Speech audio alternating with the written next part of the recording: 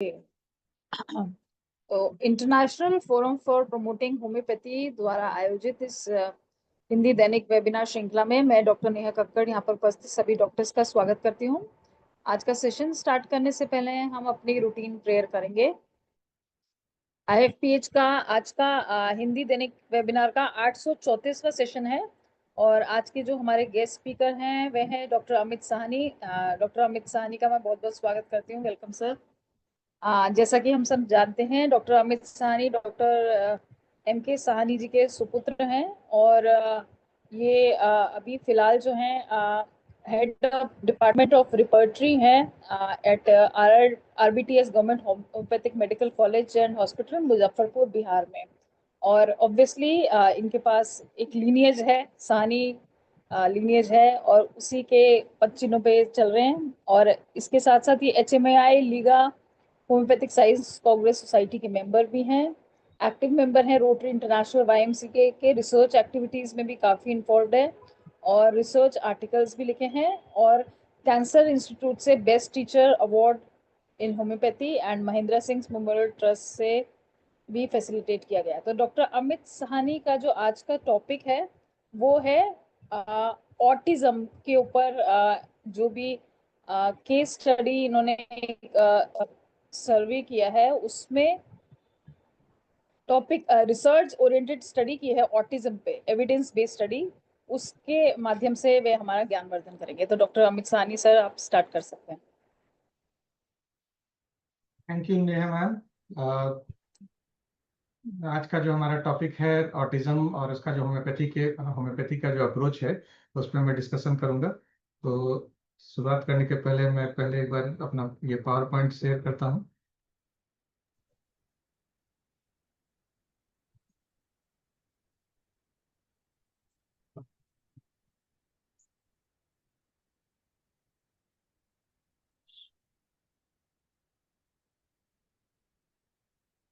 तो मैम ये स्क्रीन दिख रहा है, शेयर हो रहा है? बिल्कुल बिल्कुल, हाँ जी।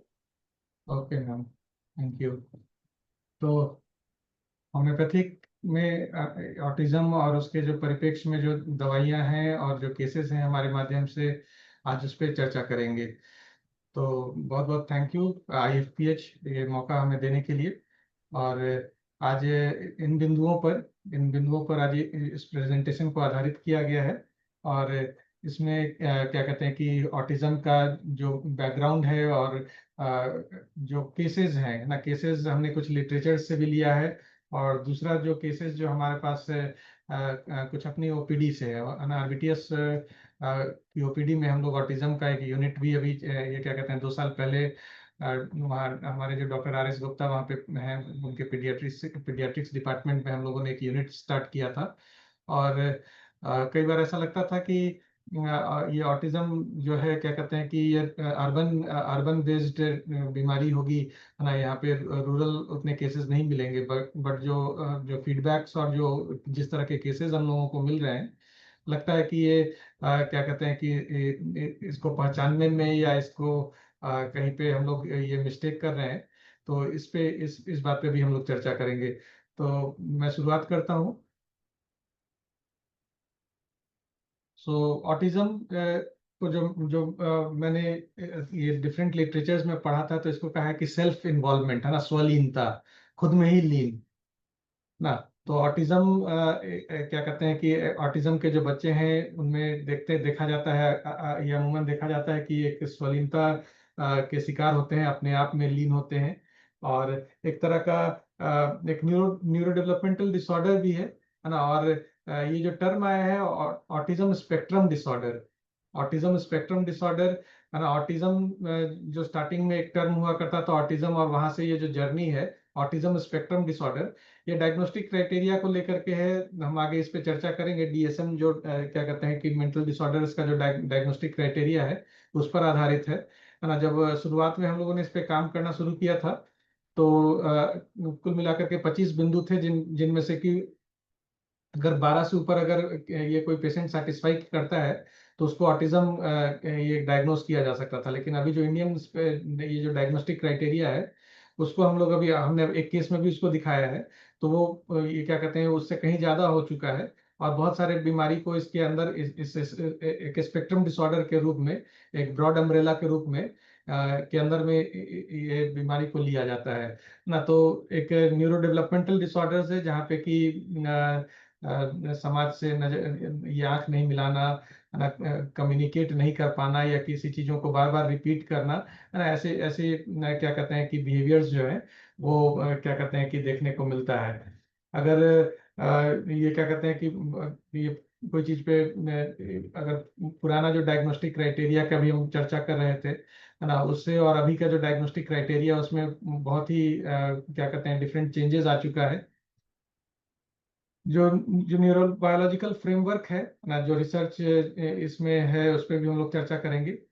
होम्योपैथी की बात करते हैं तो होम्योपैथी एक इंडिविजुअलाइज सिस्टम ऑफ मेडिसिन है, और इसमें कहीं ना कहीं जो ऑटिज्म का जो हमारा अप्रोच है वहाँ पे उस व्यक्ति विशेष को पहचानना, उस पेशेंट को समझना, और उसके लक्षणों के आधार पर जब हम उसको दवा करते हैं, इसका इलाज करते हैं, तो देखते हैं कि बहुत ही ये क्या कहते हैं कि इम्प्रूव्ड रिजल्ट्स मिलता है ना। रिपोर्टरी में और जो होम्योपैथिक लिटरेचर्स में जो इंफॉर्मेशंस हैं, है ना, अभी कुछ केसेस होम्योपैथिक लिटरेचर्स के माध्यम से भी हम आपको शेयर करेंगे जो कि यहाँ पर है। खास करके जो हमारे स्टॉलवर्ड्स की राइटिंग्स है ना, वहाँ से भी ये क्या कहते हैं कि इसको हम दिखाने का प्रयास करेंगे। तो ऑटिज्म का जो करंट पर्सपेक्टिव है और होम्योपैथिक अप्रोच है ना, होम्योपैथिक अप्रोच में कहता हूँ कि केवल जो स्टॉलवर्ड्स बोले हैं वहां से नहीं मैं बात कर रहा हूँ, है ना, जो अपने केसेस हैं, जो अपने ओपीडी के केसेस हैं, उनके माध्यम से भी हम यहाँ पे आपको दिखाने का प्रयास करेंगे। तो एक एविडेंस बेस्ड अप्रोच ऑटिज्म को लेकर के हम यहाँ पे आप लोगों के साथ यहाँ पे डिस्कशंस में हैं। So we say कि the children with autism, they are not disabled, है ना, they are differently abled, है ना, so they are the mirror of to see how good we can be, है ना। तो एक differently abled children है जिनमें कि जिनके माध्यम से बहुत सारी अच्छाइयाँ और चीजें जो है वो झलकती हैं। हम लोग ऑटिज्म के इसके इतिहास की बात करते हैं तो क्या कहते हैं कि बहुत सारे शुरुआती दौर में खास करके ऑटिज्म को एक ऐसा बीमारी भी माना गया जहाँ पे कि कुछ लोग इसको मानसिक रोग के रूप में समझते थे ना, मेंटल रिटार्डेशन खास करके। और दूसरा बात की पोजेस्ट, है ना, भूत प्रेत का के वश में आ गया है ना, उसके प्रभाव से या फिर इसको मानसिक दुर्बलता का भी को भी समझा जाता था। लेकिन ये जो इवोल्यूशन है ना, खास करके जो अर्ली 20th सेंचुरी का जो ये अंडरस्टैंडिंग था और ये जो मॉडर्न कॉन्सेप्ट है, ये इंटायरली डिफरेंट है ना। हम 1943 में लियो क्रेनर की बात करते हैं तो उन्होंने पहली बार क्या कहते हैं कि वर्णित किया है autistic disturbances of affective contact, है ना, ये शब्द का उन्होंने इस्तेमाल किया है। और ये क्या कहते हैं कि एक सामाजिक अलगाव, है ना, इसमें सोशल विड्रॉल जो है, सामाजिक अलगाव जो है, एक रूटीन लाइफ के लिए प्रेफरेंस, और ये क्या कहते हैं कम्युनिकेशंस में जो प्रॉब्लम है उसके लिए उन्होंने ये टर्म यूज किया था, इन्फेंटाइल ऑटिज्म, है ना। तो शायद क्या कहते हैं कि मॉडर्न साइंस के इतिहास में पहली बार इस शब्द का इस्तेमाल, इन्फेंटाइल ऑटिज्म का इस्तेमाल 1943 में लियो क्रेनर द्वारा हुआ है ना। इसके अलावा हैंस एस्पर्गर, है ना, इन्होंने भी ऑटिज्म के एक माइल्ड फॉर्म को डिस्क्राइब किया था जिसको कि आगे चल करके एस्पर्गर सिंड्रोम के नाम से भी जाना जाता है।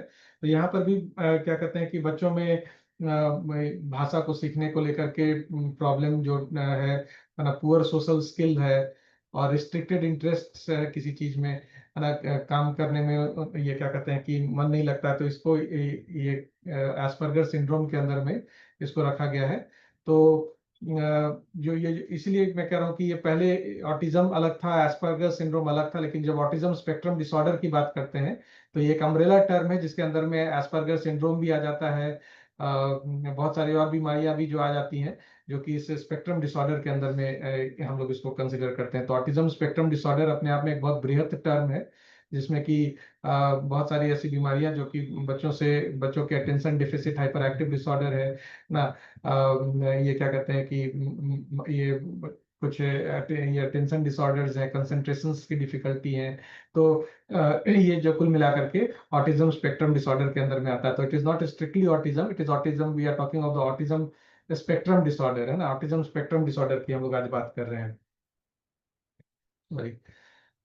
जो हम लोग डीएसएम क्राइटेरिया की बात कर रहे थे, डायग्नोस्टिक एंड स्टैटिस्टिकल मैनुअल्स जो है ऑफ मेंटल डिसऑर्डर, इसमें बहुत सारे चेंजेस और रिविजन्स होते गए हैं, है ना। तो जो इन्फेंटाइल ऑटिज्म जो कि लियो क्रेनर ने जो टर्म इस्तेमाल किया था, और डीएसएम 3 का जो क्राइटेरिया है ना 1980 में, और ये जो अम्ब्रेला टर्म है ऑटिज्म स्पेक्ट्रम डिसऑर्डर का 2013 में ये टर्म कॉइन हुआ था, ऑटिज्म स्पेक्ट्रम डिसऑर्डर। तो ये एक इवोल्यूशन दिखाता है, एक इवोल्यूशन दिखाता है कि किस तरह से जो हमारी अंडरस्टैंडिंग है ऑटिज्म को लेकर के वो परिवर्तित होती रही है समय के साथ साथ में। और एक मैच्योर अंडरस्टैंडिंग जो है ऑटिज्म स्पेक्ट्रम डिसऑर्डर के रूप में, एक परिपक्व अंडरस्टैंडिंग जो है इस बीमारी के बारे में हम लोग के पास एक बहुत क्या कहते हैं कि रिविजन्स के बाद में हमारे सामने में है। ऑटिज्म स्पेक्ट्रम डिसऑर्डर अगर बात करते हैं तो इसमें इमोशनल रेसिप्रोसिटी की कमी दिखती है ना। इसको अगर परिभाषित करने का प्रयास करते हैं तो इसमें सामाजिक और ये क्या कहते हैं कि भावनात्मक अभाव होता है। नॉन वर्बल कम्युनिकेटिव बिहेवियर्स जो है वो वहाँ पे दिखते हैं ना। बच्चे जो है वो बोलना, लैंग्वेज का लर्निंग जो है वो डिफिकल्टी होती है, और किसी चीजों को बार बार रिपीट करना, है ना, रिपीट करना, है ना, ये रिपीटिटिव बिहेवियर जिसको कहते हैं, है ना, तो वो इसमें दिखता है। तो ये इसके कोर फीचर हैं ऑटिज्म के। ऑटिज्म स्पेक्ट्रम डिसऑर्डर में इसके अलावा भी बहुत कुछ है, लेकिन ये ऑटिज्म का जो कोर क्राइटेरिया है वो हम आपके सामने अभी रखे हैं। एपिडेमियोलॉजी की बात की जाए तो ग्लोबल प्रेवलेंस जो है ना, जो इंडियन डाटा से आया है, वो लगभग आपको 100 बच्चों में एक बच्चों में लगभग पाया जाता है कि ऑटिस्टिक ऑटिस्टिक निकलते हैं, है ना। और लड़कों में इसकी संख्या जो है वो लड़कियों के बनस्पत 4 गुना अधिक ये पाई जाती है, ऑटिज्म का जो प्रेवलेंस जो है।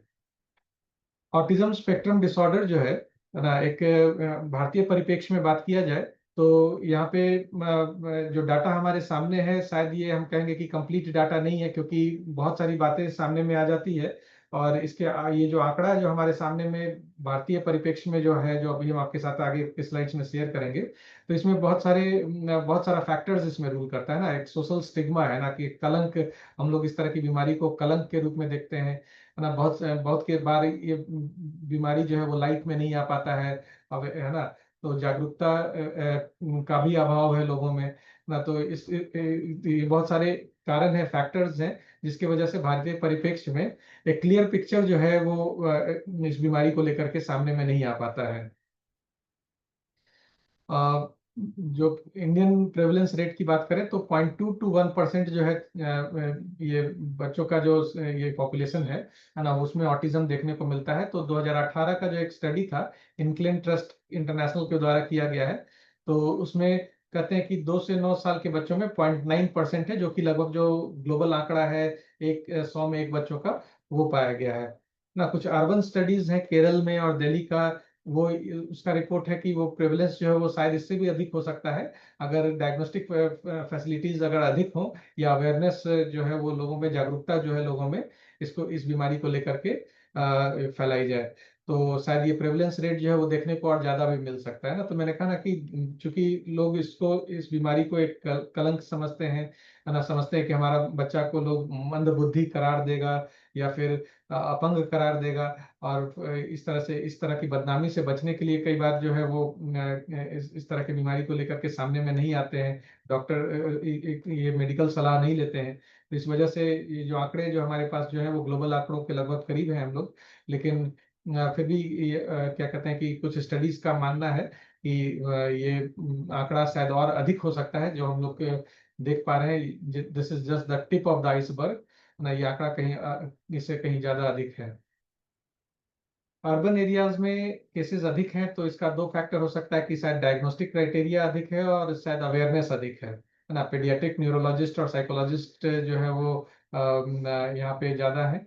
और रूरल जो गांव का जो एरिया है और सेमी अर्बन एरिया है ना, वहाँ ऑटिज्म जो है वो कभी कभी हम लोग मिस क्लासीफाई कर बैठते हैं, कभी कभी देखने में भूल हो जाती है, कभी कभी अनरिपोर्टेड चला जाता है, और इसको कभी कभी मेंटल रिटार्डेशन मान करके हम लोग छोड़ देते हैं, कभी बिहेवियरल प्रॉब्लम मान करके छोड़ देते हैं।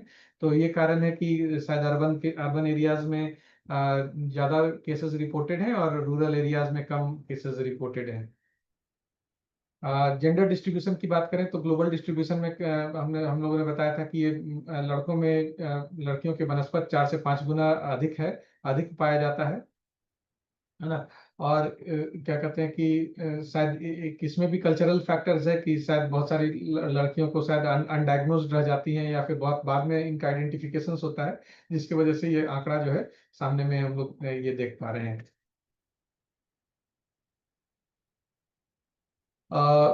अब भारतीय परिप्रेक्ष्य की बात कर रहे हैं इसके एपिडेमियोलॉजी की, तो वेस्ट बंगाल पश्चिम बंगाल का ये जो स्टडी है वो बोलता है कि प्रेवलेंस रेट जो है वो 0.23% है ना, ये 1 से 10 साल के बच्चों के बीच में। केरला गवर्नमेंट का एक स्क्रीनिंग 2016 में किया गया था, वहां पे ये फाइंडिंग जो है ऑटिज्म का वो 0.26% है 5 साल के बच्चों के अंदर में। एम्स ने इस बात पे कई बार जोर दिया है कि स्क्रीनिंग जो है ये सबसे महत्वपूर्ण चीज है ना। स्क्रीनिंग अगर हम प्रॉपर कर पाएंगे, और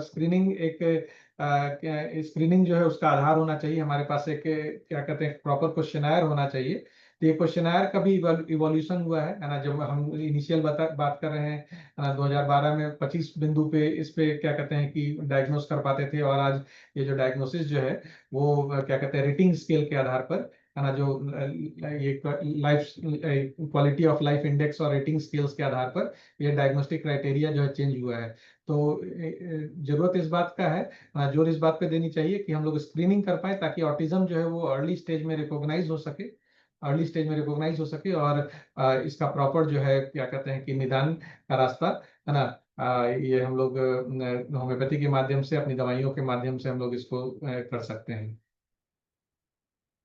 जो हाई रिस्क फैक्टर्स जो हैं ना इस बीमारी को लेकर के, ये क्या कहते हैं ऑटिज्म को लेकर के है ना, प्री टर्म डिलीवरी जो हाई रिस्क बर्थ से हैं ना, प्री टर्म डिलीवरी है, लो बर्थ वेट है या पेरिनेटल कॉम्प्लिकेशंस हैं है ना, ये एक बहुत इंपॉर्टेंट फैक्टर्स हैं है ना। देखा गया कि इस तरह के बच्चों में ज्यादा ऑटिज्म या न्यूरो डेवलपमेंटल डिसऑर्डर्स जो है वो देखने को मिलता है। कॉन्सेजेनियस मैरिजेज है ना, अपने खून में शादी करना है ना, खास करके बहुत सारे समाज में इस तरह का प्रचलन है। ये भी एक क्या कहते हैं कि बहुत इंपॉर्टेंट रिस्क फैक्टर है ये ऑटिज्म स्पेक्ट्रम डिसऑर्डर का है ना। ऑटिज्म से संबंधित बीमारियों को लेकर के इस तरह के भी बच्चों में देखने को ज्यादा मिलता है कि इस तरह के बच्चों में। और दूसरा है कि मैटरनल हेल्थ है ना, माँ का स्वास्थ्य, एंटीनेटल केयर का अभाव और जो प्री नेटल इन्फेक्शंस होते हैं, ये एक इम्पॉर्टेंट कंट्रीब्यूटिंग फैक्टर्स बन जाते हैं है ना। तो ये एक हाई रिस्क फैक्टर्स हैं जो कि ज्यादातर बच्चों में जो जो ऑटिस्टिक पेशेंट्स जो डायग्नोस्ड ऑटिस्टिक पेशेंट्स में हैं उनमें ये फैक्टर्स देखे गए हैं कि कहीं ना कहीं इन इन सब बिंदुओं में कुछ ना कुछ कंट्रीब्यूटिंग फैक्टर्स रहता है जो कि इस बीमारी को सेप अप करने में और इस बीमारी को क्या कहते हैं प्रोग्रेस कराने में मदद करता है। तो इन चीजों को का भी अर्ली आइडेंटिफिकेशन होना चाहिए, इन चीजों को भी शुरुआती दौर में पहचानना चाहिए ताकि निदान जो है वो समय पर हो सके। डायग्नोसिस में जो बैरियर की बात कर रहे थे हम लोग, साइकोलॉजिकल सोशल स्टिग्मा की बात कर रहे थे ना, एक सामाजिक स्टिग्मा है ना कि लोग जल्दी इस तरह की बीमारी को लेकर के डॉक्टर के पास या प्रोफेशनल्स के पास नहीं जाते हैं।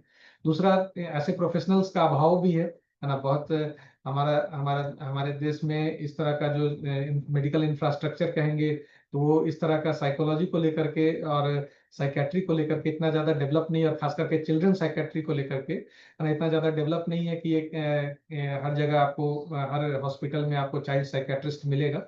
और ये एक बहुत बड़ा फैक्टर है कि हम लोग प्रॉपर स्क्रीनिंग और डायग्नोसिस जो है वो टाइम पे नहीं हो पाता है। सोशल स्टिग्मा की बात कर रहे थे। और दूसरा जो है सबसे जो इम्पोर्टेंट चीज है वो है कि जो एक धारणाएं हैं है ना, कि ये किसी भूत प्रेत की वजह से है, किसी दैविक शक्ति का प्रकोप है, किसी कर्मों का फल है ना। तो ये इस तरह का जो एक धारणा हमारे समाज में लोगों के बीच में है ना कि ऑटिज्म जो है या फिर इस तरह का जो बच्चों में ये जो मानसिक बीमारियां हैं वो कुछ इस वजह से होती है। तो ये धारणाएं भी लोगों को डॉक्टर के पास पहुंचने में रोकती है, और शायद और लोग जो है उसका निदान जो है वो पूजा पाठ वगैरह में खोजने लगते हैं, तो ये भी एक बैरियर आता है डायग्नोसिस में। अगर भारतीय परिप्रेक्ष्य में ऑटिज्म के रिकॉग्निशन की बात करें और इसके लिए जो सरकार ने हमारे भारत सरकार ने जो प्रयास हैं, तो भारत सरकार ने इसको ऑटिज्म को एक डिसेबिलिटी के अंदर में रखा है। Right of person with disability act 2016 में जो ये एक्ट आया था, उसके अंदर में ऑटिज्म भी एक डिसेबिलिटी है, जिसके अंदर जो पीड़ित व्यक्ति है, जो पेशेंट है, उसको खास बेनिफिट और प्रोटेक्शन की कवायद की गई है। राष्ट्रीय बाल स्वास्थ्य कार्यक्रम जो है, ये इस तरह के स्क्रीनिंग के लिए खास करके 18 साल के कम बच्चों के लिए जो ऑटिज्म स्पेक्ट्रम डिसऑर्डर के स्क्रीनिंग का वहाँ पे बहुत जोर है ना। और हमारे अगर होम्योपैथी की बात करें तो central council for research in homeopathy और नीमहैंस है ना, इसमें भी बहुत सारे ये क्या कहते हैं स्टडीज हुए हैं, जहाँ पे कि एलोपैथी और अल्टरनेटिव मॉडल्स पर ऑटिज्म स्पेक्ट्रम डिसऑर्डर का इस पे चर्चा किया गया है ना। कुछ रिसर्च पेपर्स भी हैं जो कि IGRS में पब्लिश्ड हैं ऑटिज्म को लेकर के, है ना। उसका भी रेफरेंस हम यहाँ पे एक केस वहाँ पे भी हमने अपने प्रेजेंटेशंस में रखा है।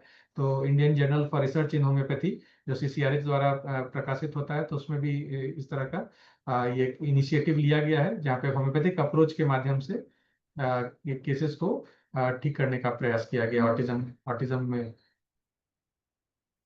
सो हमारे देश में जो ऑटिज्म का जो चैलेंजेस है ना, वो बाकी जगह से शायद अलग होगा ना। कारण बहुत सारे हैं, है ना। हमारा जो इंफ्रास्ट्रक्चर है वो उतना स्टैंडर्ड नहीं है जितना होना चाहिए।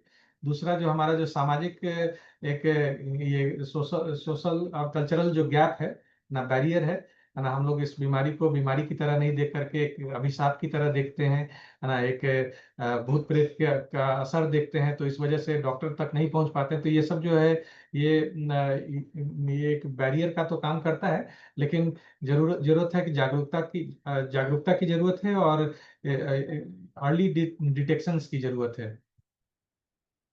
इससे हमारे पास एक बेहतर डाटा आ पाएगा, ताकि इंफ्रास्ट्रक्चर की प्लानिंग और जो उसको उसको जो हमारा जो प्रॉब्लम है उसको एड्रेस करने में, क्योंकि कभी कोई भी चीज पे हम लोगों को काम करना है, किसी भी चीज को लेकर के हम लोगों को चलना है, तो उसमें सबसे बड़ी बाधा जो आती है वो है कि हमें जो डाटा जो है वो प्रॉपर नहीं होते। हम लोग भी रिसर्च अपने कॉलेज में जब किसी रिसर्च प्रोजेक्ट को सैंक्शन करते हैं, तो पता चलता है कि उसका पॉपुलेशन और सैंपल साइज ना, पॉपुलेशन जो है किसी भी रिसर्च के लिए जानना ये बहुत इंपॉर्टेंट होता है, ताकि सैंपल साइज जो है वो एडिक्वेट हो, है ना। एडिक्वेट कहने का मतलब कि एक सैंपल जो है वो ऐसा होना चाहिए जो कि पूरे पॉपुलेशन का एक एग्जैक्ट रिप्रेजेंटेटिव हो। तो चूंकि यहाँ पे हमारे ऑटिज्म के में जो चैलेंजेस हम लोगों ने देखा है कि बहुत सारे केसेस जो है वो हमारे सामने नहीं आ पाता है ना। बहुत बाद में पता चलता है कि बच्चा जो है वो ऑटिस्टिक था, लेकिन जो अगर पहले आया होता तो शायद हम लोग उसके लिए कुछ कर पाते। तो इस तरह का केसेस बहुत आता है। तो अवेयरनेस जरूरी है, जागरूकता जरूरी है, ताकि लोगों में ये समझ हो कि ये बीमारी है जो कि ठीक हो सकता है ना, इसका निदान है। और लोग जो है इसको लेकर के डॉक्टर्स के पास पहुंचे, और ताकि सही डाटा और सही क्या कहते हैं कि प्लान जो है इसके लिए एक तैयार किया जा सके। अगर कारण की बात करेंगे तो ऑटिज्म जो है वो मल्टी फैक्टोरियल कहते हैं ना, कोई सिंगल नोन कॉज नहीं है। बहुत सारे कॉज हैं। हम लोग जो कॉज जनरली देखते हैं, है ना, कभी बहुत सारे केसेस में देखते हैं कि वो जो ये जो इंट्रा यूटेराइन लाइफ का जो है वो प्रॉब्लम्स हम लोग देखते हैं कि वो कन्वर्ट हो जाता है पेशेंट में ऑटिज्म में। कभी देखते हैं कि वो अटेंशन डेफिसिट होता है ना। खास करके बोथ पेरेंट्स जब वर्किंग होते हैं, दोनों माँ बाप जब काम करने वाले होते हैं, तो वहाँ पे बच्चा को जो अटेंशन की कमी होती है उसके वजह से बच्चे में ऑटिज्म के सिम्टम्स आने लगते हैं, है ना। अभी हम लोग जेनेटिक्स की बात कहे हैं कि अनुवांशिक रूप से भी यहाँ पे क्या कहते हैं कि ये ऑटिज्म जो है वो आता है। तो बहुत सारे फैक्टर्स हैं, है ना। सिंगल फैक्टर्स तो कभी भी आइडेंटिफाई नहीं किया जा सकता है ना। तो ऑटिज्म जो है मल्टी फैक्टोरियल है, बहुत सारे कॉजेज हैं जिनको कि हम लोग को आइडेंटिफाई करना है।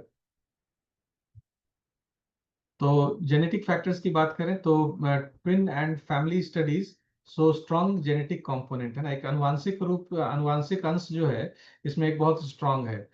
दूसरा है डी नोवो म्यूटेशंस, है ना। कुछ ऐसे म्यूटेशंस जो माँ बाप में नहीं हुए थे, पहली बार बच्चे में देखने को मिलता है ना। तो ये भी बहुत इंपॉर्टेंट है कि ये क्या वजह थी, है ना, कि ये जो इस तरह के डी नोवो म्यूटेशंस हुए हैं, है ना, म्यूटेशंस जीन्स में होता रहता है ना, लेकिन उसका एक स्टिमुलेटिंग फैक्टर होना चाहिए। एक ये स्टिमुलेटिंग फैक्टर्स कहने का मतलब कि कहीं ना कहीं कोई इन्वायरमेंट में चेंजेस होना चाहिए जिसकी वजह से इस तरह का म्यूटेशंस हुआ है। तो उस तरह के इन्वायरमेंटल चेंजेस को, है ना, जो पर्यावरण में जो चेंजेस हैं, है ना, उस पर्यावरण कहने का मतलब उस बच्चे के पर्यावरण में जो चेंजेस आए हैं उसको आइडेंटिफाई करने की आवश्यकता है, ताकि इस डी नोवो म्यूटेशंस को हम लोग आइडेंटिफाई कर पाए और उसके अकॉर्डिंग अगर बदलाव ये किया जाए तो शायद उसमें भी ये क्या कहते हैं कि बेटरमेंट संभव है। इन्वायरमेंटल जो हम लोग अभी बात कर रहे थे, इन्वायरमेंटल ट्रिगर्स ना, कुछ दवाइयां हैं, है ना, वैल्पोरेट और बहुत सारी ऐसी दवाइयां हैं जिसको कि प्रीनेटल एक्सपोजर में, है ना, जब ये क्या कहते हैं कि बर्थ नहीं हुआ उस समय एक्सपोजर होता है उस फीटस का, तो इस तरह की संभावना बनती है। एडवांस्ड पेरेंटल एज, है ना, आगे क्या कहते हैं कि एडवांस उम्र में ये माँ बनना, है ना, तो जो आजकल जो क्या कहते हैं कि बहुत एडवांस एज में ये बच्चा लोग पैदा कर रहे हैं, तो वो भी एक कारण जो है ऑटिज्म का एक फैक्टर बनता है। और प्री मेच्योर बर्थ वेट और लो बर्थ वेट के बारे में हम लोग ने चर्चा किया ही है ना। और वायरल इन्फेक्शंस जो प्रेगनेंसी के समय में होते हैं, ये सब जो इन्वायरमेंटल फैक्टर्स हैं जो कि शायद कहीं ना कहीं ऑटिज्म के साथ एसोसिएटेड हो जाते हैं ना। बच्चों में जो ऑटिस्टिक चाइल्ड जो डायग्नोस्ड होते हैं उनमें कहीं ना कहीं ये फैक्टर्स भी देखने को मिलता है। जो न्यूरोलॉजिकल फैक्टर्स हैं वो उसमें देखा गया है कि ये जो कॉर्टिकल थिकनेस है ना, एमिगडाला है ना, प्रीफ्रंटल कॉर्टेक्स है, उसमें बदलाव आता है जिसकी वजह से कहीं ना कहीं ये जो ऑटिज्म जो है वो हम लोग न्यूरोलॉजिकल लेवल पे भी हम लोग इसको कह सकते हैं। और न्यूरोट्रांसमीटर्स जैसे कि सेरोटोनिन और डोपामिन का जो डिसरेगुलेशन है ना, इसके अनुपात में जो इम्बैलेंस है, ये भी एक कारण होता है ना, ऑटिज्म के डेवलपमेंट के लिए, ऑटिज्म के प्रोग्नोसिस के लिए। ऑटिज्म डायग्नोस्टिक ऑब्जर्वेशन शेड्यूल ना, इसका जो डायग्नोसिस है, और अभी हम लोग बात कर रहे थे ये क्या कहते हैं, हमने चर्चा किया था 25 पॉइंट्स ये डायग्नोस्टिक टूल्स का, और फिर बाद में जो ऑटिज्म डायग्नोस्टिक इंटरव्यू रिवाइज्ड जो है ना, तो ये दोनों टूल्स जो हैं ये ऑटिज्म के डायग्नोसिस के लिए, मतलब क्लिनिकल डायग्नोसिस हम लोग कर सकते हैं ऑटिज्म का। अभी तक कुछ इस तरह का डायग्नोस्टिक टूल्स और आया नहीं है, हम लोग क्लिनिकली डायग्नोस करने की बात कही गई है, तो टूल्स का जो है वो डिस्प्ले हम आपको यहाँ पे भी करेंगे। मैनेजमेंट की जो बात आती है तो बहुत सारे मैनेजमेंट ये क्या कहते हैं कि तरीके बताए गए हैं, जहाँ पे कि ये बिहेवियरल थेरेपी है, बिहेवियरल थेरेपी है, और स्पीच थेरेपी है, ऑक्यूपेशनल थेरेपी है ना। कभी कभी कुछ दवा भी मदद करता है, एलोपैथी का जो दवा है वो भी मदद करता है, हमारी होम्योपैथी की दवा भी मदद करती है। तो इस तरह का जो स्पेशल एजुकेशन और थेरापीज जो है, occupational therapy, speech therapy, behavioural therapy ना, ये सब थेरापीज जो है ये कहीं ना कहीं बच्चों को थोड़ा सा ट्रेन करने में मदद करती है। तो एलोपैथिक जो मैनेजमेंट प्रोटोकॉल्स है उसमें तो यही सब है। अब हम लोग होम्योपैथी की बात करते हैं ना। होम्योपैथी का जो इंटरवेंशन है ऑटिज्म के केस में वो कैसा होना चाहिए। तो ये तो चूंकि इस फोरम में भी सभी जो जुड़े हुए लोग हैं, मैं देख रहा हूँ कि होम्योपैथ्स हैं, तो होम्योपैथी बताने की जरूरत नहीं है ना। तो ऑटिज्म में भी कुछ अलग अप्रोच नहीं है। ऑटिज्म में भी जो होम्योपैथी का अप्रोच है वो यही है कि हम उस व्यक्ति विशेष को पहचानने का प्रयास करें, और उसके उसके क्या कहते हैं कि जो इम्बैलेंस है लाइफ में, है ना, उस बच्चे के लाइफ में जो इम्बैलेंस है उस इम्बैलेंस को रिस्टोर करने का प्रयास करें, ताकि बच्चा जो है वो खुद ब खुद स्टिमुलेट होकर के ही अपने आप को हील कर सके। इंडिविजुअलाइजेशन, उस व्यक्ति विशेष को पहचानना, उस व्यक्ति विशेष की खासियत जो है वो सबसे महत्वपूर्ण है। और उस बच्चे को पहचानना, उसके टेम्परामेंट को पहचानना, उसके बिहेवियर के माध्यम से, उसके रिस्पॉन्सेस के माध्यम से उसको आइडेंटिफाई करना, इंडिविजुअलाइज करना, है ना। जो हम लोग का कंप्लीट केस टेकिंग हिस्ट्री में होता है, वो उसके माध्यम से हम लोग ये क्या कहते हैं इंडिविजुअलाइजेशन करते हैं। और होम्योपैथी का जहाँ तक सवाल है, बिना इंडिविजुअलाइजेशन के साथ हम लोग उस बच्चे की कोई मदद भी नहीं कर सकते हैं। होम्योपैथिक थेरापेटिक्स जो ऑटिज्म स्पेक्ट्रम डिसऑर्डर्स के लिए क्या कहते हैं कॉमनली मेंशन्ड है ना, खास करके जो रूब्रिक्स है ऑटिज्म आपको क्या करते हैं इसमें मेंशन्ड है आपकी रिपर्टरी में, सिंथेसिस रिपर्टरी में ऑटिज्म रूब्रिक्स मेंशन्ड है। तो जो मेन दवाई है ना आपको कार्सिनोसिन वहाँ पे सबसे ज्यादा ये हाई स्टैंडर्ड में है ना। हम हाई स्टैंडर्ड्स में इसलिए कहेंगे क्योंकि मैक्सिमम केसेस में कार्सिनोसिन और ट्यूबरकुलिनम जैसी दवाइयों को हमने काम करते हुए देखा है। शायद कार्सिनोसिन इसलिए क्योंकि बच्चा अपने आप को डिप्राइव्ड महसूस करता है, और मैक्सिमम जो केसेस हम लोग देखते हैं वो या हम लोग के पास आया है अर्बन सेटअप में या फिर सेमी अर्बन सेटअप में, वो वैसे ही है कि पेरेंट्स दोनों पेरेंट्स वर्किंग रहते हैं तो बच्चा अपने आप को डिप्राइव्ड सप्रेस्ड फील करता है। और पेरेंट्स का बच्चों से की अपेक्षाएं भी बहुत सारी होती है कि ऐसा होना चाहिए, वैसा होना चाहिए, ये करना चाहिए।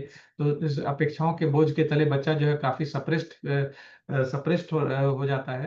तो कार्सिनोसिन जो है क्या कहते हैं कि ये मेट्रिया में इस तरह के कंडीशंस के लिए बहुत ही हाईली मेंशन्ड है खास करके जो हमारा जो रूब्रिक्स है फोर सेकेंड फीलिंग और डोमिनेशन और absent father syndrome, absent mother syndrome है ना, इस तरह की। तो पहला चॉइस जो है वहाँ पे उस रूब्रिक्स में आप देखिएगा तो सबसे स्ट्रॉन्ग मेडिसिन जो है वो कार्सिनोसिन का जिक्र है। बराइटा कार्ब जो है ये डेवलपमेंट डिले का दवा है मेट्रामेडिका, तो हमें यही सिखाता है कि ये डिलेड डेवलपमेंट की दवा है जहाँ पे कि सब कुछ बहुत स्लो होता है ना, डिपेंडेंसी होती है लाइफ को लेकर के। और ये क्या कहते हैं साइनस जो है वो बहुत स्ट्रांग कैरेक्टर है बराइटा कार्ब का। तीसरी दवा जो है वो स्ट्रैमोनियम का भी जिक्र है वहाँ पे ना। तो स्ट्रैमोनियम का जो क्या कहते हैं कि ऑटिस्टिक पेशेंट्स होता है वहाँ पे फियर्स जो है वो बहुत डोमिनेट करता है, खास करके कन्वल्सिव अटैक्स भी कभी कभी मिलते हैं, और नाइट टेरर होता है, रात में जो डरने का ये क्या कहते हैं क्रम है वो रहता है। और स्ट्रैमोनियम में एक चीज और है कि वो पोस्ट वैक्सीनेशन जो है वो ऑनसेट देखने को मिलता है, कि मतलब जो भी कंप्लेंट्स है वो वैक्सीनेशन के बाद में इस तरह का हुआ है, इस तरह के कंप्लेंट्स आए हैं। मेडोरिनम की बात करते हैं तो एक्सट्रीमली हाइपर एक्टिव ना, बहुत ज्यादा चंचल होता है, बहुत ज्यादा रेस्टलेस होता है बच्चा है ना। अफेक्शनेट तो होता है लेकिन साथ साथ इरेटिक भी होता है, तुरंत ही एब्रप्ट बिहेवियर दिखाता है। और पेरेंट्स में एसटीडीज का हिस्ट्री भी देखने को मिल सकता है ना, माता या पिता में सेक्सुअली ट्रांसमिटेड डिजीज का हिस्ट्री भी देखने को मिल सकता है। तो ये मेडोरिनम का के ऑटिस्टिक चाइल्ड के का अंडरस्टैंडिंग है। ट्यूबरकुलिनम हम दूसरा दवा कह रहे थे कि बहुत ही कॉमन प्रिस्क्राइब होता है। तो ट्यूबरकुलिनम का जो ऑटिस्टिक चाइल्ड है वहाँ पे रेस्टलेसनेस और क्या कहते हैं कि एक जगह रह नहीं सकता है ना, उसको आप एक जगह रोक के नहीं रख सकते हैं। और काफी डिस्ट्रक्टिव होता है किसी चीज को लेकर के है ना, सामान को तोड़ना फोड़ना है ना, ये डिस्ट्रक्टिव बिहेवियर जो है बच्चे में ना, कोई भी चीज दीजिए तो तुरंत फेंक देगा ना, कैप्रिसियस बिहेवियर है ना, ये ट्यूबरकुलिनम में ये देखने को मिलता है। वेरेट्रम एल्बम भी इस रूब्रिक्स के अंदर में मेंशन्ड है। वहाँ पे हिस्टीरिया जो है वो बहुत इंपॉर्टेंट है ना। वेरेट्रम जो है हम लोग का जो अंडरस्टैंडिंग है वेरेट्रम का वो एक डिफ्यूजिव मेडिसिन के रूप में हम लोग इसको समझते हैं, बहुत ही वोलाटाइल मेडिसिन के रूप में हम लोग इसको देखते हैं। तो हिस्टीरिया बहुत प्रोमिनेंट है। और श्रीकिंग, हाइपर एक्टिव है ना, क्या कहते हैं चीजों को अचानक से बदल देना, एब्रप्ट बिहेवियर। और अंतिम दवा जो है वो नेट्राम्यूर यहाँ पे है ना। नेट्राम्यूर जो है वो हम लोग एक ग्रीफ की दवा तो जानते ही है ना, ग्रीफ की दवा तो जानते ही हैं। साथ साथ वहाँ पे एक रिजर्व टेंडेंसी भी है ना, एक समाज से अपने आप को विड्रॉ भी कर लेता है, कट जाता है। और इस तरह के सिचुएशन में नेट्राम्यूर के बारे में सोचा जा सकता है।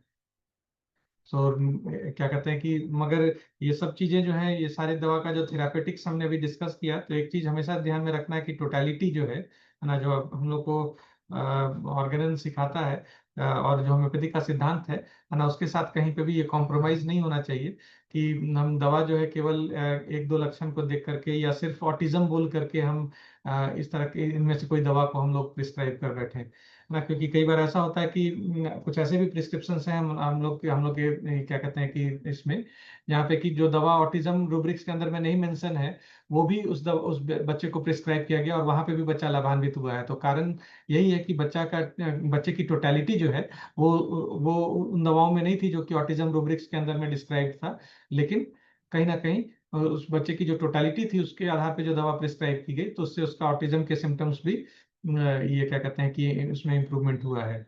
तो टोटालिटी को कभी भी नज़रअंदाज नहीं करना होम्योपैथिक प्रिस्क्रिप्शन में, चाहे वो कोई भी केस हो, चाहे वो ऑटिज्म का केस हो, चाहे वो कोई और भी केस हो। तो ऑटिज्म सॉरी टोटालिटी जो है ये सबसे इम्पोर्टेंट हमारे लिए फैक्टर है। अभी एविडेंस बेस्ड स्टडी जो है, एविडेंस बेस्ड स्टडी में कुछ जर्नल्स और जो केसेस, जो पब्लिश्ड केसेस हैं, है ना, तो उनको मैं यहाँ पे आप लोगों के साथ में शेयर करूंगा।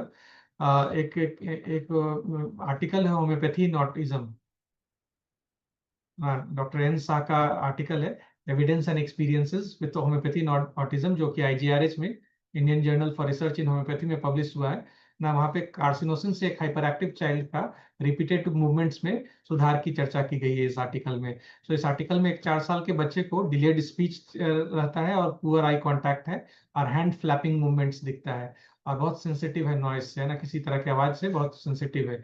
और उसकी हिस्ट्री में देखा गया कि लिखा गया है वहाँ पे कि उसके मदर को बहुत सारी एंजाइटीज थी प्रेगनेंसी के समय में, और एक बहुत स्ट्रांग फैमिली हिस्ट्री है कैंसर का।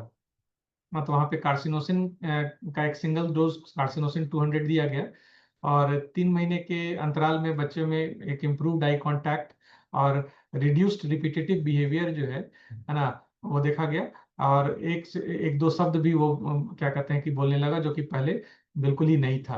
हाँ, तो यहाँ पे कार्सिनोसिन का एक अच्छा केस जो है ये आईजीआरएच के जर्नल के माध्यम से हम लोग यहाँ पे देखते हैं।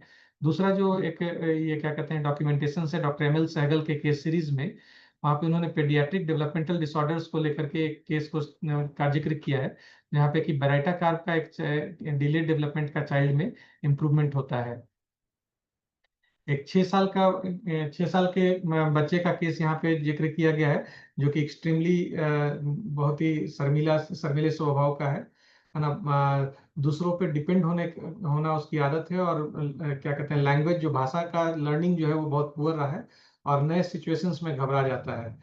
तो यहाँ पे बेराइटा कार 1M प्रिस्क्राइब किया गया है डॉक्टर सहगल द्वारा, और वहाँ पे धीरे धीरे बच्चे के कॉन्फिडेंस में और सोशल जो सामाजिक जो इंटरेक्शंस है उसमें इम्प्रूवमेंट बताते हैं।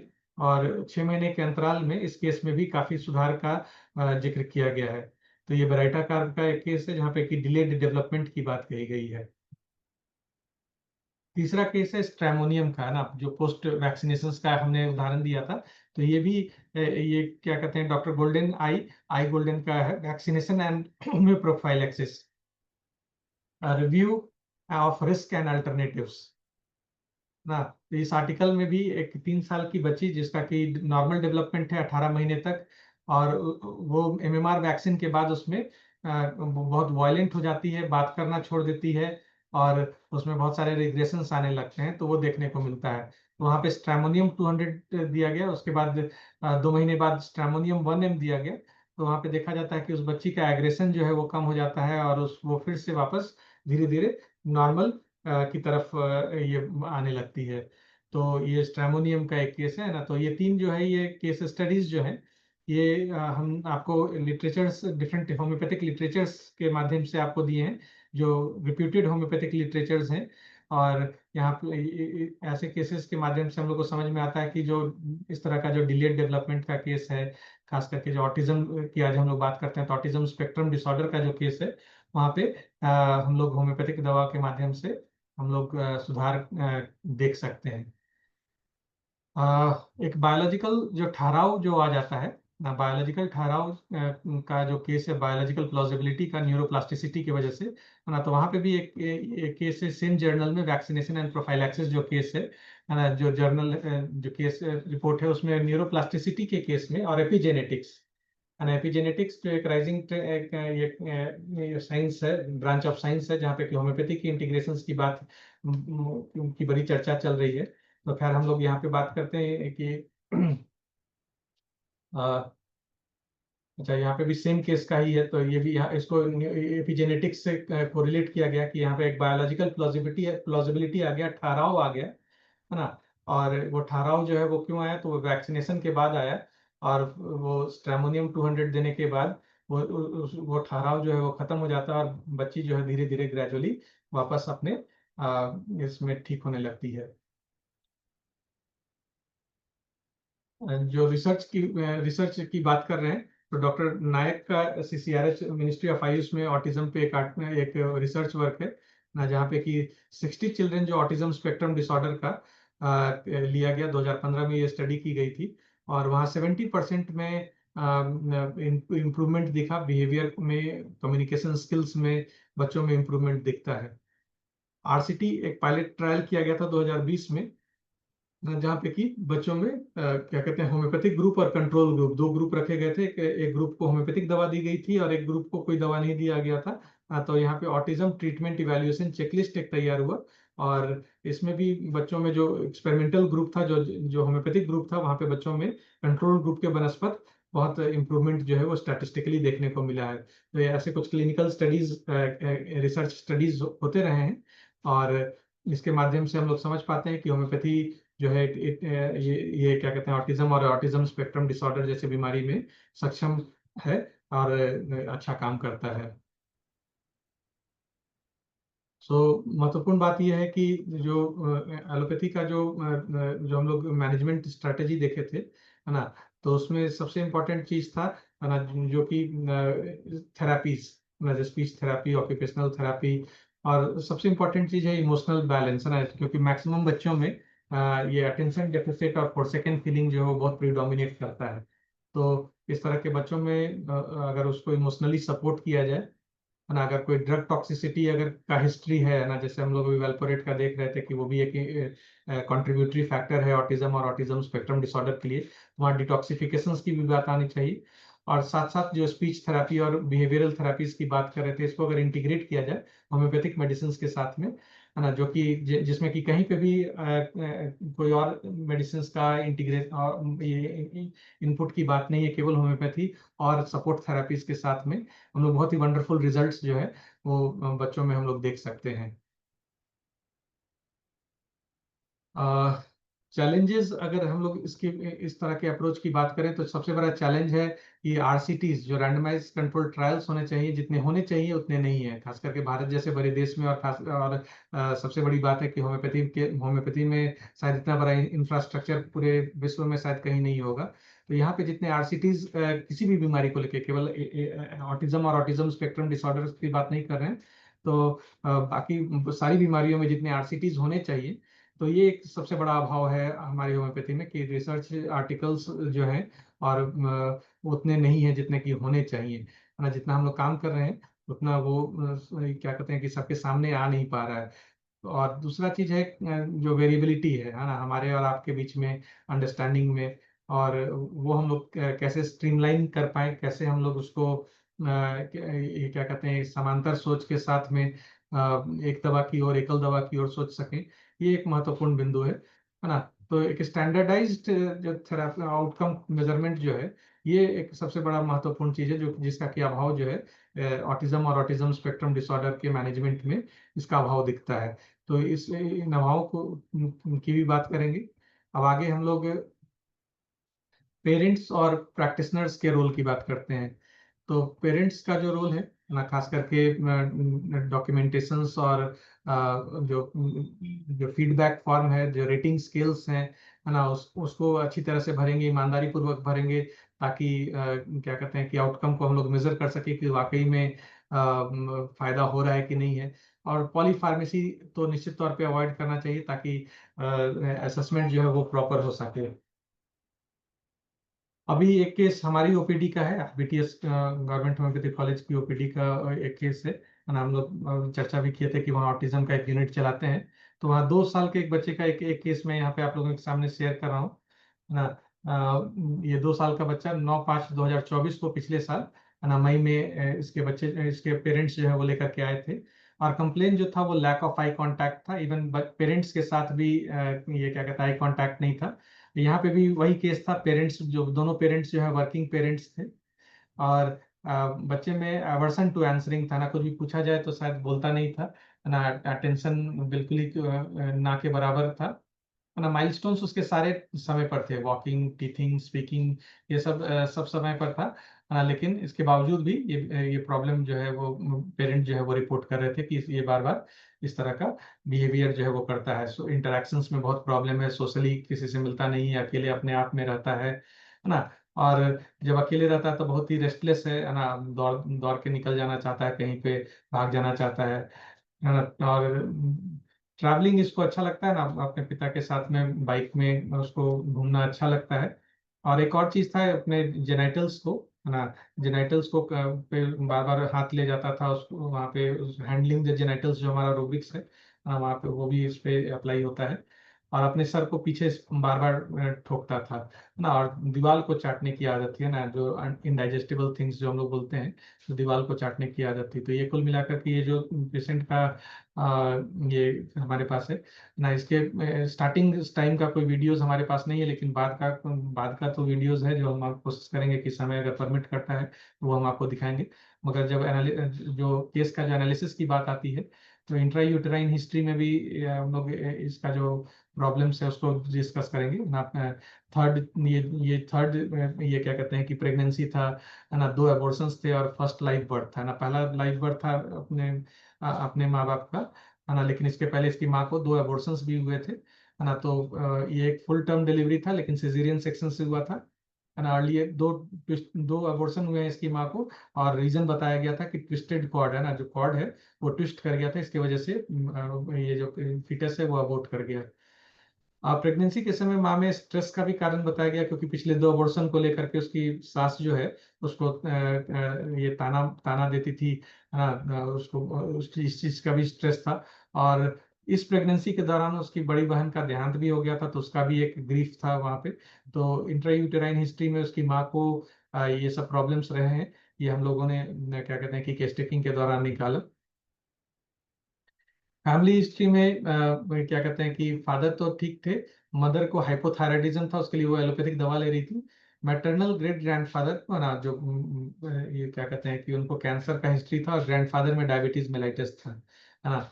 और बाकी जो फिजिकल जनरल्स है उसमें क्या कहते हैं कि सब कुछ ठीक ठाक था। डिजायर फॉर सॉल्टी थिंग्स था, स्टूल सेटिस्फैक्टरी नहीं था, थोड़ा बहुत कॉन्स्टिपेशन का था, है ना। लेकिन यूरिन और पर्सपिरेशन ये सब जो है ये सब नॉर्मल था। ये जो Indian scale for assessment of autism, ये हम अभी चर्चा कर रहे थे कि असेसमेंट कैसे करते हैं प्रोग्रेस को। तो ये जो पहला ये क्या कहते हैं केस टेकिंग के दौरान में जो असेसमेंट किया गया था, तो वहाँ पे जो स्कोर जो है, आप यहाँ पे बॉटम ऑफ पेज में आप देख रहे हैं कि 130 जो है ना, इसको मॉडरेट ऑटिज्म के इसमें क्राइटेरिया में रखा जाता है ना। मॉडरेट ऑटिज्म 107 से 153 का जो स्कोर है ना, वो क्या कहते हैं कि रखा गया है। तो अलग अलग क्वेश्चंस हैं ना, कुल मिला के 40 क्वेश्चंस यहाँ पे रखे गए हैं ना। कॉग्निटिव और रेसिप्रोसिटी को लेकर के अलग अलग स्ट्रेस का जो रिस्पांस है ना। जो सबसे पहला जो उसका मेजर कंप्लेन था, हैज पुअर आई कांटेक्ट, तो इसमें ऑलमोस्ट इसमें स्कोर उसको 5 दिया गया है ना। क्योंकि ये लगभग पेरेंट का ये मेन कंप्लेन था कि ये जो है बच्चा जो है वो आंख मिला के हम लोग से भी, मतलब जिसके साथ बहुत फ्रेंडली है, अपने माता पिता के साथ बहुत फ्रेंडली है, फिर भी वहां पे आंख मिला करके बात नहीं करता है ना। तो ये इस तरह से कुल मिलाकर के इसका जो टोटलिटी आया वो 130 का आया ना, Indian scale for assessment of autism. तो इसको मॉडरेट ऑटिज्म का ये हम लोग डायग्नोस किए इस आधार पर। जो रिपोर्ट्रियल एनालिसिस था ना, वहाँ पे क्या कहते हैं कि ये जो रूब्रिक्स लिया गया है, answering aversion to answer, concentration difficult in children, restlessness in children, striking himself, energy excess of children in family history of cancer and family history of diabetes mellitus। तो फास्फोरस जो है वो टोटल को cover करा था, है ना। Striking himself में कार्सिनोसिन नहीं है ना, बाकी सारे रूब्रिक्स में कार्सिनोसिन है। तो यहाँ पे जो हम लोगों ने पहला दवा जो इस बच्चे को चलाया था, वो कार्सिनोसिन 1 mg चलाया था, है ना। 2 बार, 1 महीने में 2 बार चलाया था। उसके बाद फिर उसका जो फॉलोअप जो रिपोर्ट्स है वो आप लोगों के सामने में। तो पहला जो रिपोर्ट आया था ये क्या कहते हैं 2 महीने बाद 16/8/2024 को, पुअर आई कांटेक्ट अभी भी है, मेंटेन्ड है। रेस्टलेसनेस में सुधार था, और जेनाइटल हैंडलिंग में रिलीफ था, है ना। लेकिन उसको क्या कहते हैं कि और इंटरैक्ट भी बच्चों से कर रहा था। यहाँ पे फास्फोरस 1 mg चलाया गया, और फिर जो नेक्स्ट फॉलोअप है, फिर 2 महीने बाद जो रिपोर्टिंग्स हुई है उसमें पेशेंट जो है आई कांटेक्ट इंक्रीज किया है और रेस्टलेसनेस भी बेटर था, तो वहाँ प्लेसिबो चलाया गया। फिर अगले महीने 20/11/2024 को है ना बच्चा जो है वो फिर से थोड़ा सा दरवाजा को पटकना, है ना, जमीन पे लेटना, अचानक रोना, अचानक हंसना ना, तो यहाँ पे दोबारा इसको फास्फोरस 1M रिपीट किया गया 15/1/2025 को ना। इन चीज़ों में इम्प्रूवमेंट दिखता है ना, उसको बच्चा जो है वो खुश भी दिखता है और इम्प्रूवमेंट है, लिकिंग ऑफ वॉल्स जो है, होल्डिंग ऑफ जेनाइटल्स, ये सब में इम्प्रूवमेंट दिखता है। प्लेसिबो पे कंटिन्यू किया गया। 28/2 को भी पेशेंट जो है वो सभी चीज़ों में लगभग बेटर है ना। एक दो शब्द भी बोलता है, दीदी, पापा, इस तरह के शब्द भी बोलने लगा ना, इसका भी रिपोर्टिंग है। तो वहाँ पे फिर प्लेसिबो ही ये चलाया गया। 10/3/2025 को फिर से अपना सर पटकना, है ना, ये क्या कहते हैं, कपड़ों को चबाना या फिर आंख को बहुत ज्यादा ब्लिंक करना, ये सब सिम्टम्स पेरेंट्स रिपोर्ट किए। तो एक बार फिर 1M फास्फोरस जो है वो रिपीट किया गया। और उसके बाद फिर अभी तक वो कंटिन्यूस जो है बच्चा ये क्या कहते हैं कि प्लेसिबो पर है। और इसमें बहुत ही क्या कहते हैं कि चेंजेस जो है बेटर की तरफ जा रहे हैं। तो इस तरह के जो और बहुत सारे केसेस हम लोगों के ओपीडी में ये क्या कहते हैं देखा जाता है। तो इम्पॉर्टेंट चीज़ ये है कि होम्योपैथी और हम लोग होम्योपैथी की जगह कहाँ बना सकते हैं ऑटिज्म और ऑटिज्म स्पेक्ट्रम डिसऑर्डर में। तो होम्योपैथी का जो इंक्लूजन है इस तरह के बीमारियों में, एक multi disciplinary autism care centres अगर हों तो वहाँ पे होम्योपैथी को इंक्लूड किया जा सकता है। गवर्नमेंट का जो सपोर्टेड क्लिनिकल ट्रायल्स है ना, क्योंकि क्लिनिकल ट्रायल्स होना बहुत जरूरी है। केवल एक केस में हम दिखा करके ये नहीं कह सकते कि होम्योपैथी ऑटिज्म में काम करता है। ये हमारा विज्ञान का समाज इसको नहीं मानेगा, हमारा रिसर्च का समाज इसको नहीं मानेगा, है ना। तो क्लिनिकल ट्रायल्स बहुत ही आवश्यक हैं ना, इस पे हमेशा जोर देने की आवश्यकता है। और ये क्या कहते हैं कि स्पेशल ब्रांचेस होने चाहिए और स्पेशलाइज्ड होम्योपैथ होने चाहिए ऑटिज्म स्पेक्ट्रम डिसऑर्डर को लेकर के। सो ऑटिज्म एक लाइफ लॉन्ग कंडीशन है, मगर मैं कहता हूँ कि होपलेस नहीं है। होपलेस नहीं होने की जरूरत है ना। क्यों होपलेस होने की जरूरत नहीं? क्योंकि शायद एलोपैथी कहता है कि ये एक लाइफ लॉन्ग कंडीशन है, लेकिन हम लोग बहुत इंप्रूवमेंट हम लोगों ने बच्चों में देखा है ना। और एक मिसअंडरस्टैंडिंग है ना, जो कि जो अर्लियर मिसअंडरस्टैंडिंग से लेकर के अभी जो नया मॉडर्न न्यूरो डाइवर्सिटी का अंडरस्टैंडिंग है, ये बहुत सारे नया दरवाजा खोल रहा है हमारे लिए बहुत सारे अपॉर्चुनिटीज का रास्ता बना रहा है। क्योंकि न्यूरोलॉजिकल बीमारियों में होम्योपैथी का क्या कहते हैं कि सफलता वो निश्चित तौर पे बहुत अधिक है। सो क्योर शायद ना हो, लेकिन जो क्वालिटी ऑफ लाइफ है और जो इमोशनल सपोर्ट है और वहाँ पे होम्योपैथी की इंटीग्रेशन की जो बात है, वो निश्चित तौर पे ये दिखाई जा सकती है। ये कुछ ये क्या कहते हैं आर्टिकल्स और पेपर्स हैं जो कि हम लोगों ने ये आपके इसमें शेयर किया था। सो ऑटिज्म एक ट्रेजेडी नहीं है। ऑटिज्म जो है it is like running out of a bacon is tragedy. Secondly, autism is not a disability, it is a different ability. So, very thank you to all. And I think I have got the opportunity to show this video also, to share this video also of this patient to all of you. And in the meantime, if you have any question, now you can please share with me. तो या doctor Amit ने बहुत ही ये जो detailed the patient has that this is structure the child दिखाया and he has autism का। started counting and he has started counting कि how many times the तो ये आई कांटेक्ट भी है, काउंटिंग भी है। शुरुआत का तो वीडियो हम लोगों के पास नहीं है ना, लेकिन जो बाद के जो वीडियोस उसके पेरेंट्स ने हमें भेजे हैं ना, तो वो यहाँ बहुत ही अच्छा सेशन रहा डॉक्टर अमित साहनी का, और ऑटिज्म का जो केस उन्होंने प्रेजेंट किया और जिस तरह से उन्होंने कहा न्यूरोलॉजिकल डिसऑर्डर्स में और ऐसे डिसऑर्डर्स जो एलोपैथी द्वारा अनक्योरेबल लेबल्ड हैं, उसमें होम्योपैथी एक बहुत बड़ा रोल प्ले कर सकती है, ये इस बात का प्रमाण है। और जो भी ये इस तरह के ऑटिज्म है, एडीएचडी है, या फिर ऐसी मेंटल डिसेबिलिटीज हैं या फिजिकल डिसेबिलिटीज हैं जो किसी ऑटो इम्यून डिसऑर्डर्स की वजह से आ रही है, जैसे मल्टीपल स्क्लेरोसिस है या और भी बीमारियां हैं, ऑब्वियसली क्योंकि होम्योपैथी इम्यून सिस्टम पे और नर्वस सिस्टम पे एक्ट करती है, तो एक एक नया आयाम खोल देती है, एक नई अपॉर्चुनिटी खोलती है इन तरह के पेशेंट्स के लिए। ऑब्वियसली हार्ड वर्क और बहुत पेशेंस चाहिए होता है, लेकिन आ, अगर हम मेहनत करें और हम अपना डॉक्टर हेनमैन के प्रिंसिपल्स पे चले तो हमें रिजल्ट जरूर मिल सकता है। तो इसी उसके साथ में धन्यवाद करती हूँ डॉक्टर अमित साहनी का आज के सेशन के लिए।